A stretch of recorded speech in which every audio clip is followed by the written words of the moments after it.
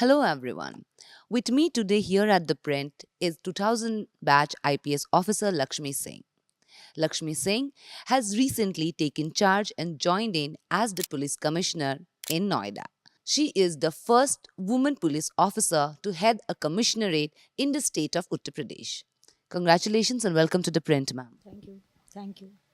Ma'am, to kick off our conversation, I wanted to ask you about the representation of women in Indian police force or whether in law enforcement agencies has over time been a matter of scrutiny, not only because of the minimal representation at the higher positions, even the wholesome representation remains quite a minimal number. How difficult or how pleasant has your journey been as a woman police officer in your service of 2 decades? See, in typical Indian patriarchal society scenario, it's very hard to accept a lady boss, especially in a male-dominated job avenue. It's true for all types of job. When we had come into the services, there were very few lady officers into the services, and working in UP, you get lot many respect, but not many lady officers used to be in the field. Lately, the scenario has undergone a change. The acceptability of lady officers has grown. People have started recognizing them for the contribution they have made towards the betterment of the society, whether in administrative services, whether in police services, or in other services. Even in the lower level, the government has also agreed to the idea that women's constabulary, lady constabulary, is the need of the hour, and you have to increase the intake into the forces. When we were there earlier, I used to be almost one lady officer among the group of male officers, and then it was good friendship, but the acceptability by your peer was also quite a difficult job. But thankfully, lady officers have proven that they are equal to men, number one.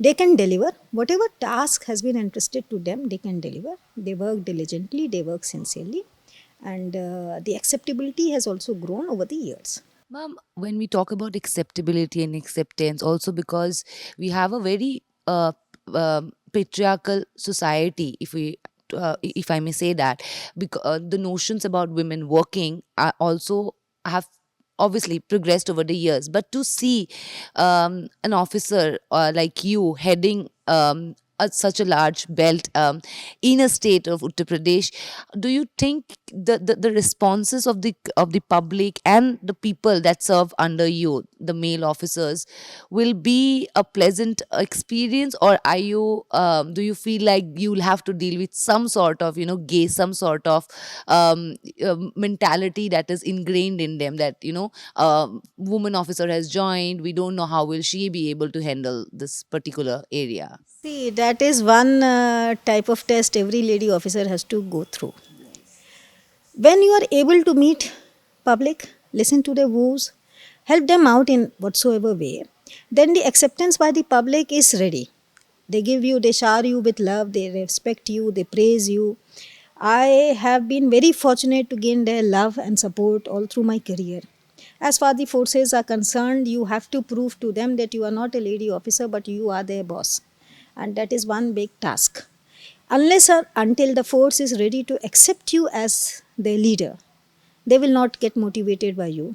They will not have confidence in your abilities, and they will not be ready to stand by you and face umpteen number of challenging situations. For that, you have to grow out of your own personal space, and you have to deliver to them also, to the public also. You have to show them, you have to lead from the front. There cannot be any bylanes for a lady officer in this male dominated scenario whereby you can just stay behind and expect someone else to take the lead. You have to be there on the field leading them. When a Jawan sees you as a leader, and I have been in umpteen number of righteous situation. I have done every sort of law enforcement work, lathi charge ho, firing ho, running through the bylanes and gullies of a crowded space ho. The force has always been with me. Why? Because that kind of confidence I have been able to instill in them, that I am there with you side by side. If it is facing a brick bat, then I am there facing the brick bat with you. And if I have to deliver, then I am a hard taskmaster, but I am a hard taskmaster for myself also. So for a lady officer, that challenge has always been through the entire stage of life. Whatsoever capacity you are, I am an IG rank officer over here, I am heading over here, but I have to show to them still that challenge is there. For male counterparts, it might be easier over the year, but female, you always have to prove at every turn of the life that you are their leader, you can lead from the front. And if they have that kind of confidence in you, they will stand by you. Ma'am, you have just taken charge last week. What sort of reforms, whether in terms of women's safety, whether in terms of, tackling of road rage incidents, traffic violations, safety in general, like, a crackdown on extortion rackets in gangs, on snatching, how do you plan to revamp policing, and how do you plan to bring about certain changes that increase and improve safety, yeah, in this belt? See, we are very fortunate to be able to work under this government. The present government, the Honorable CM of UP, has a very clear vision about the maintenance of law and order in the state. He has a very strict zero tolerance policy towards organized mafia, organized racketeering, and crime and criminal embed in the society. So we have no problem in cracking down on them. Now, as far as Noida is concerned, this is the face of UP. You get something done over there, it can be emulated all over the state. So my priority as of now is that there are hubs of international national corporations in Noida. They are having office spaces over here, they are running factories, they are running offices 24/7 round the clock. Many workforce of skilled, semi-skilled, higher skilled category. Many women are coming over. They are living here or they are coming from adjacent cities and working over there. So my priority is that they should feel free. I should be able to give them an environment of assurance that they can come freely to Noida, they can have their life over here, they can work over here, and feel free to move through even during the night. Many changes have come up ever since the commissionerate has been established over here.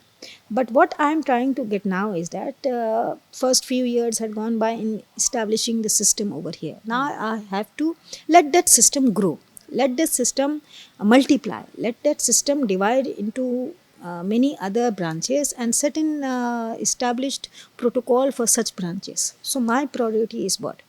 I should go in for bringing in a predictive policing principle over here.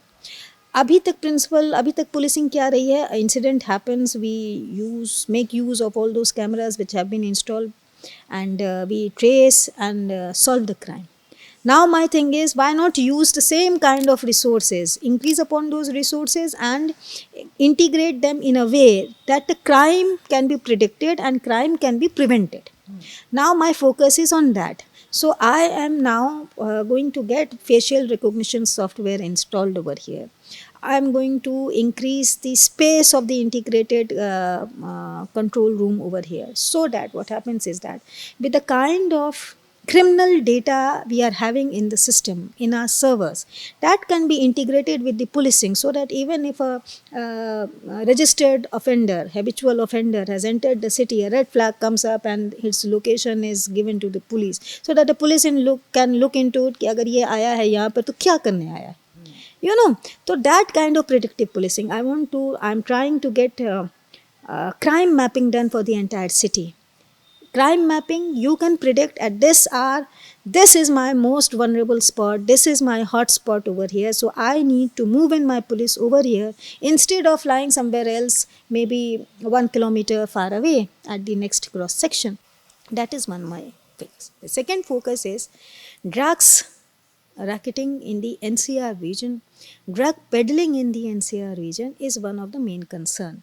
I want to assure every parent whose ward is coming to the city, getting some education in any kind of institution over here, and there are many. Noida has become an educational hub. So I want to assure through your media, I want to assure every parent that whatsoever concern they are going to have, they can raise it up to me. We are in the stages of finalizing a helpline number. that will be issued very soon. They can register their concern over there. We are into talks with UNICEF to have a counseling session for such kind of addict person for their rehabilitation. Secondly, the enforcement has to become much more evident. Enforcement has to become a sustained drive so that this entire peddling racket is unnerved and cracked upon. Sporadic seizures are being made regularly. Like in that kind of seizures are not being integrated. We are not able to look beyond one single incident. We have to look into it. It cannot happen that without an organized syndicate, such kind of sporadic drug peddling can happen in an area. It's not a localized issue. So now we are going to look into it into a deep manner, and we are going to have one special team dedicated for drug trafficking. That is my second concern. Third is traffic. Why? Because what kind of traffic you are having in the city, especially in a metropolitan city, that showcases what kind of policing you are having. The perception about the police is first made or marred by the traffic situation in the city. Lot many roads have been developed, but it is also true that the number of traffic, the volume of traffic on the roads has also increased manifold. Since many offices are shifting to Noida, so for 10 years now, down the lane, we have to manage right from here. That kind of planning, that kind of strategy making has to start from now, not when already the situation is in situ, the problems have arisen. Then you cannot plan for them. Then you can only manage them. So we are looking at traffic situation from two angles. The Zevar International Airport is coming up.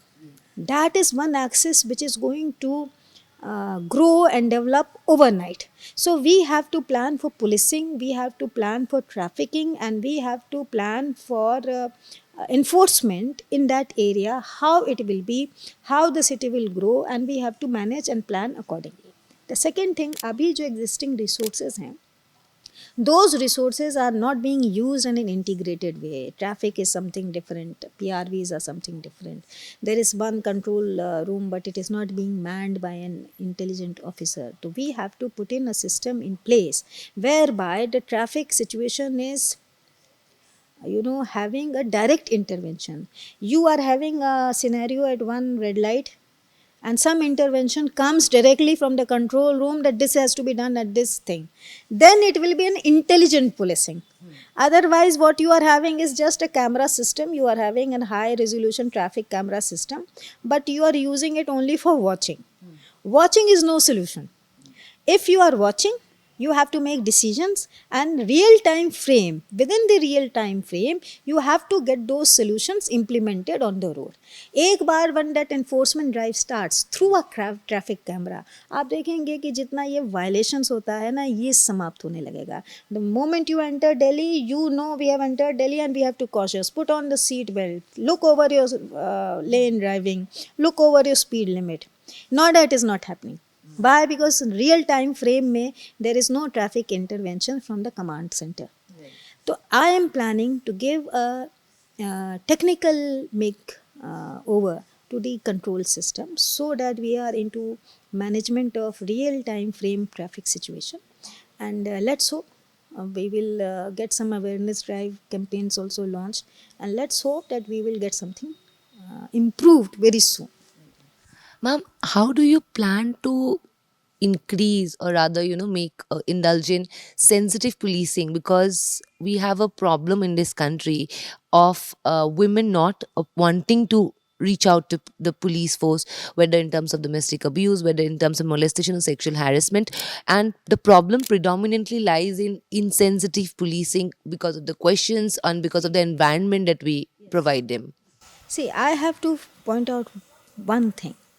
Over the years, it is tragic enough to know that in such an educated scenario, in this fast progressing country, the acceptability of certain kind of crime has become an inherent phenomenon of our society. You bash your wife in your home and nobody is bothered, and they take it so casually that wife bashing is a very common phenomenon and it is one personal issue. Why should we interfere? You burn your own daughter-in-law in your home, and there is no stigma on you that you have done an inhuman crime, and the family is readily accepted within the society fold. The acceptance of crime against women in our society has become an inherent part of our day-to-day life. You cannot stop such crime by shuddh policing, only policing. You have to create an social campaign against such acceptance, and that is why the Yogi government, under the capable leadership of our Chief Minister, launched Mission Shakti. That has aimed at what? Number one, educating the society. Okay, it's not easy. If you molest a girl, don't think that law will not reach up to you, and don't think that you will get away with you. You can get imprisonment up to 10 years of thing, and 10 years of your working life will be gone away, will be, you will be lodged in a jail. That kind of awareness has to be created. Number one, that kind of awareness in this Mission Shakti, what we have had, that we were executing bonds not only of the supposed culprits but also of their parents. Your son, when he goes out, when he steps out of your home, has gone over to the society and committed this crime. He has molested a girl. Now it is upon your, we are executing a bond upon you also, that it will be your moral responsibility also to look over at your incidents and workabouts of your own son. Number two, जो हमारा enforcement है, that has to come up with a certain kind of sensitivity. Abhi, as of now, victim sensitivity, trauma sensitivity has not got institutionalized into the working of Indian police. You know, so I am working towards that kind of workshop and sensitization drive. Abhi tak kya hota tha, whenever we talk about gender sensitization, it was always that all the women force of the system have to send for gender sensitization program. My thinking is reverse. We are already gender sensitized, right? From the time we are born and brought up in this society, we have seen and faced everything. So please don't preach us anything we know. It is the male counterpart of a force that has to be sensitized.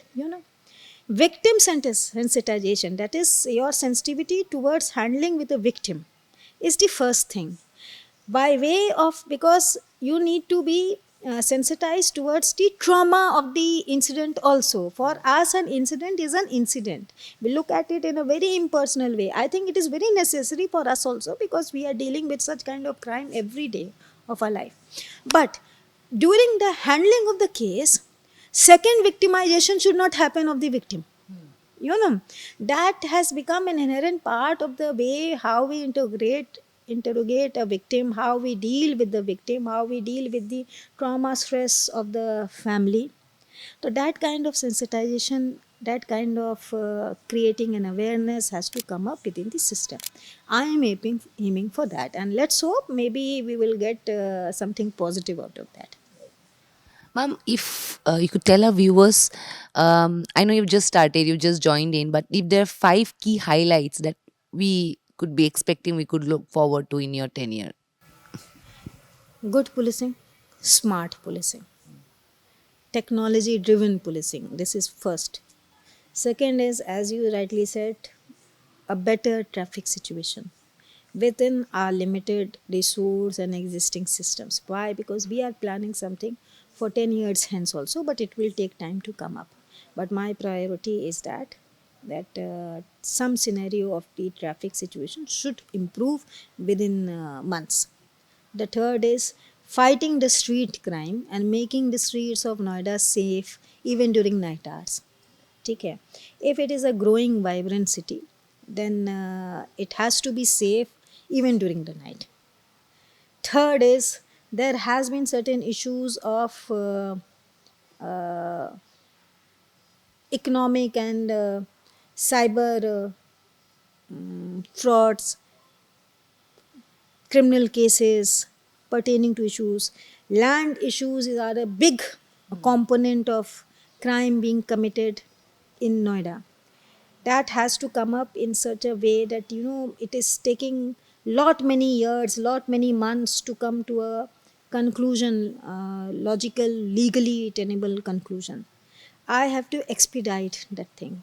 I have gone through, I have reviewed what all complaints have come. Lot many complaints are pending. Lot many complaints are pending. And what is happening is that the cases are so long, of technical nature, that even our investigating officers are struggling with the technicality. So what has to be done is the technical competence of the department has to increase. Outside specialists have to be called in, and our personnel has to be trained to deal with such kind of thing. Same is happening with the cyber fraud also. The entire scenario of crime in metropolitan city is changing overnight. You know, you are not having now good old crimes which could be solved by policemen on the street.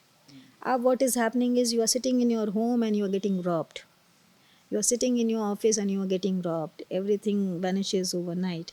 And the good old policeman on the street is left technically handicapped to deal with such kind of situation. I have to focus on increasing the technical competence of my department. That is my priority.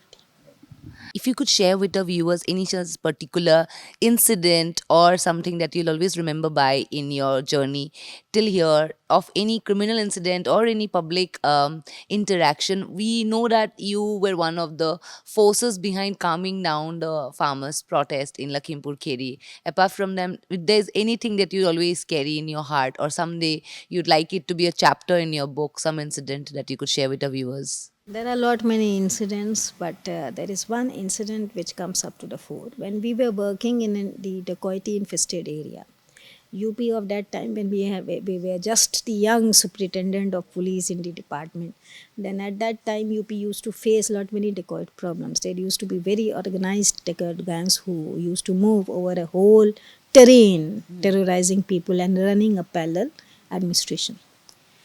In one such district, when I was posted over there, then I had started this initiative of Mitrapolis. You know why? Because if you want to have an informer system and if you want to develop intelligence outside your own department, you need to have some kind of bridge and support. That kind of support was lacking. Why? Because people were so terrorized that even a policeman used to be seen on the road and everyone used to rush out of the way so that nobody is seen talking to the policeman. Which district is that? This was Chitrakoot. I'm Which talking year of is that? Chitrakoot. This is year 2004 and 2005. And in one such village, which was surrounded by hills from all sides, I had reached on foot after a very marathon combing session. And then I found that I was the first officer to have reached that village because it was inaccessible. There was no drinking water. Okay. There was no potable water available in that village. Okay. And they were least bothered about dacoits, they were least bothered about police, and their main issue was that for 25, 27 kilometers we have to walk and get water done. I approached the district administration, and that time their technical footing was not so strong, so they said that it's all rocky terrain and we cannot drill and bore. Then I took a help of an NGO who used to run such things in the adjacent district. We took their help. And the day drinking water was made available, I was invited over. They could offer me only sweets made from milk and water drawn from that well. And they hugged me. I became their daughter. And you won't believe that even after such a long time, at the time of Diwali, those villagers still make it a point to send me a small katora of sweets because they think that it was one thing catching dacoits, and it was another thing that someone had taken a deep interest into their well being and could provide water. Water for us, you know, is hardly any luxury.